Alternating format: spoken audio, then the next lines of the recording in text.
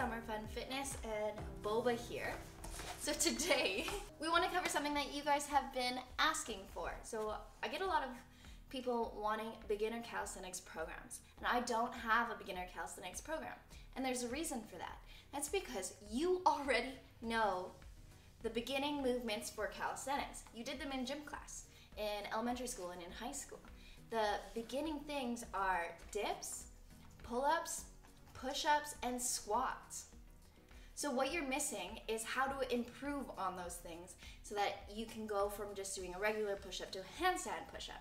So that's what I'm going to cover for you today. I'm going to teach you real life examples on how to make a movement easier or harder so you can progress. But this will be a more specific video. So instead of just you hearing about these things, I will actually apply them. Today I'm going to apply them to push-ups so you can actually see how I apply it to my training. All of these methods are how I started calisthenics. So I am self-taught at home. I don't have any training. I have no gymnastics background. I saw somebody doing calisthenics and said, hey, I'm gonna be able to do that one day. And I couldn't do pull-ups. I couldn't do any of that stuff at the start. So it is possible to teach yourself. And even more possible if you follow my videos, since you can learn from all the mistakes that I made. So it's not as obvious on how to make a bodyweight movement harder as it is for weightlifting. Because for weightlifting, as soon as you mastered a certain weight, you just increase the weight. It's just not as intuitive as weightlifting. So that's why we're gonna cover the real examples today. So because we're gonna apply it to push-ups, first what we're gonna do is I'm gonna cover the basic push-up form, at least what I think works the best and what has worked for me. And then I'm gonna cover the top ways to make them easier or harder, okay? So this video is for everybody who wants to progress in calisthenics. Let's get started. Okay, so push-up form for calisthenics. We wanna do our handstand fingers. If you wanna learn more about how to do a handstand, check out that other video. But for our handstand fingers, we put our hands down, put our palms down, and then we grip through. See, it looks like a spider. So this acts as a lever. If my hands aren't gripping the ground, well, then I don't have a very strong base, do I? So I grip the ground. That's the first step, okay? The next step is that I'm compressing in between my arms. So if I were to put a yoga block in between my arms, I'm gonna be able to hold it there, okay? And then one of the most important things is your pelvis tilt so that your core is engaged. So let me just show you. This not good. Nope. That's not good. Might make your booty look good, but it's not good. We're gonna tilt our pelvis, have that squishy butt, core nice and tight, compressing in between our arms. We also want to create this compression here as well, because when we do like front levers in the future, you have to be able to hold your weight, like squeeze through, compress through here to actually hold your chest up. Or if you're gonna do something like a plank, you have to be able to squeeze. So we got our handstand fingers, we're compressing through here. We got our pelvis tilt, and we're pushing through. So with calisthenics, you want to train your full range of motion. So you want to be able to control your scap. So we could actually do scapular push-ups, or we could do full range push-ups where we're going to go from here up, and we're going to do that rounding of the spine at the top. It's going to help with our planches one day. You don't always have to do the full range, you just always have to train it. So it always has to be a part of your regime. If you wanted to, say, really tire out your muscles or grow your muscles, then we probably want to have some of our sets be where we're keeping our body under tension the whole time, as long as we're doing both. So we'll train the full range of motion, and then we could do the shorter ranges if your goal is to tire out that muscle and tear it so that it grows in size. But you still need to train the full range in addition to that. Mix it up, okay? Okay, so there's the basic push-up form, handstand fingers, compressing, squeezing those glutes, pelvis tilt, everything's engaged. I'm squeezing my legs together as well. We're using our full body, we're maximizing the workout. So my first tip for you today is to adjust your hand placement. And this literally applies to everything, and it's so easily forgotten. I know for myself that I was only ever training handstands with my hands in one position. But as soon as I get comfortable with that movement, I need to mix it up, right, in order to improve. So then I started training my handstands with my hands really close and really far apart. So don't get limited to one position, okay? Once you master that, we can change our grip. This applies to pull-ups, push-ups. This literally applies to all of our movements. With this close grip in a diamond, or neutral hand position,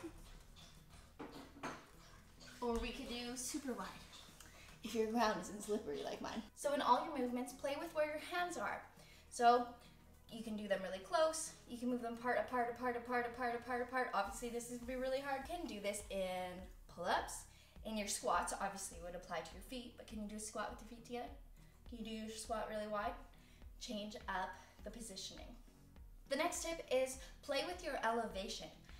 This will either make it harder or easier. So if I was to do a push-up, if I was standing against the wall to do a push-up, obviously this will be easy, right? Or the easier version. So what you can do is, well, you can start standing and then you can walk your feet out from the wall so you get farther and farther away from the wall. You could put your hands on your couch on different height boxes as you work your way to the actual ground. So if your regular push-up is good and now you want to advance that, elevate your feet. So then you could put your feet up the wall. You could put your feet on a box. You could elevate that to make it harder. The next step is to do negatives. So say you're working on something like, I'm working my handstand push-up. So if I can't actually do the full push-up, what I can do is go into the handstand, work the negative portion, so lowering slowly. Or if you can't do a pull-up, this was how I taught myself how to pull up. It was jump up and then lower yourself slowly, so working the negatives. So for a beginner, if you can't do the push-up part, well, instead of just never doing push-ups, one, you could do it against the wall, where it's gonna be easier, but you could also work the negatives. So you can work the lowering down, and then you could bring yourself back up and lower yourself down. Then, like I said before, the advanced version of doing a negative for a push-up would be like a handstand push-up. Or if your feet are elevated, but you can't do the push-up part, you could do the negative portion.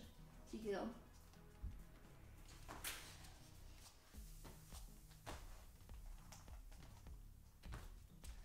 And you do that on repeat. Okay, next up is working the time under tension. I actually had a friend tell me that push-ups are so boring because they're so easy. Well, he obviously did not know how to progress because you can make push-ups quite hard. So what we're gonna work on is time under tension. So what you can do to increase the time you're under tension to help build strength is you could set a timer on your phone, and you could be on your knees, or you could be here, or you could be here. Set a timer on your phone and try and complete the push-up in that time period. So I would start with 45 seconds, and you're trying to move continuously throughout the entire push-up in 45 seconds because you're under tension that entire time. So I'd say I had my phone right here and I was on my 45 seconds. It would be continuously moving. Something's always moving, you're never still. And then all the way back up. I'm not gonna do it because that would be boring for you. Another option is doing holds. I highly recommend doing holds in all of your positions, okay? So you could basically do a plank. So you could do your holds here. Then you could hold here for 10 seconds. And then, if you didn't have a dog in the way, you could hold here. Hold here. Hold here.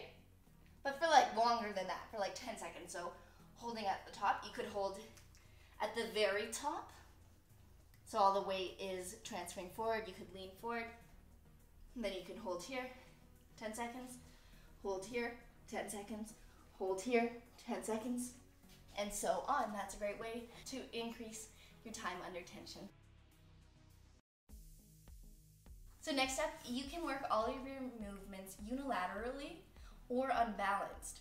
Okay, so instead of doing our hands at the exact same position, we can change it. Same with like a pull-up. You could do a pull-up, gripping the bar one way and gripping it the other way. You could also hang a resistance band on the bar, hold it down here, and then do your pull-up up here.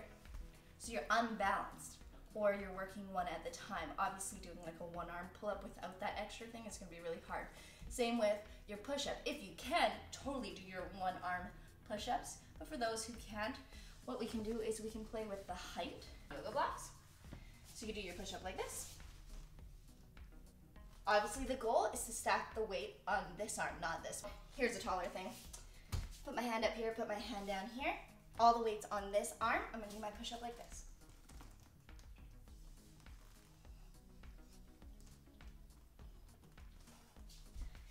Do the same with your feet in your push-up.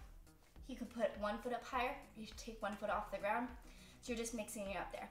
You're also unbalanced. So you could do, if you had like one of those balls, you could do your push-ups on that, unbalanced, so you're working your stabilizers. There's a couple different ways that you can execute this, but hopefully this has given you some ideas. Okay, so we talked about time under tension and doing holds. So let's do the opposite of that. Let's do explosive movements. Okay, so for a push-up, whether you're on your knees, standing against the wall, or whatever, you can make it more explosive. You can do more, as long as you're doing them controlled with your pelvis tilted, your abs engaged, you can rep out, you can do more of them. So an explosive movement could just be your clapping push-ups. Same with pull-ups. You could do it, say if you're just working on it, you could do it with resistance bands and do them explosively, or you could actually clap if you're crazy, or like me and you like to pull up and clap, but that's something to work towards. Incorporating these explosive movements are gonna make us a better athlete. Increase the stress that you're putting on your body, increase the load or the resistance. So you just are really maximizing it. You're making it heavier and harder to do. So obviously you can do that by putting a weight on your back, which I don't have any weights for an example, but you could put a plate on your back if you wanted to. What I like to do is, for a push-up specifically, but for pull-ups you can use a weight, right? Tie it around your waist, or you can put a resistance band at your feet and pull up with that extra resistance. But a good example for push-ups would be, we're doing our handstand fingers, we're squeezing pelvis engaged. So this would be the easier version. This would be the harder version, leaning.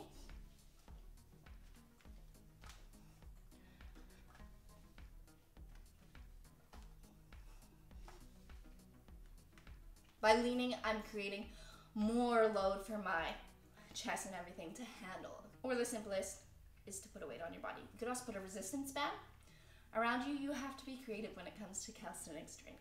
Okay guys, well, I hope you enjoyed learning the ways you can make push-ups easier or harder, and that you can see how you can apply these methods to everything in calisthenics so that you can keep progressing in all the things. As soon as you master them, master like a basic pull-up, well, now you have to make it harder.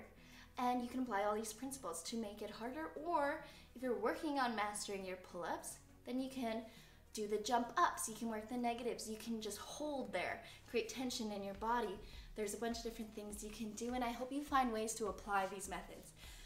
Using these methods is how I went from no handstand to a handstand. Really hope that this video has provided some clarification on how to apply these methods.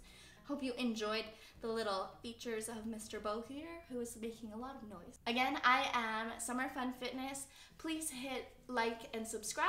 It will help me make more videos for you. And please comment below if you found any of these methods useful in your own training. See you guys later. Say bye, Bo.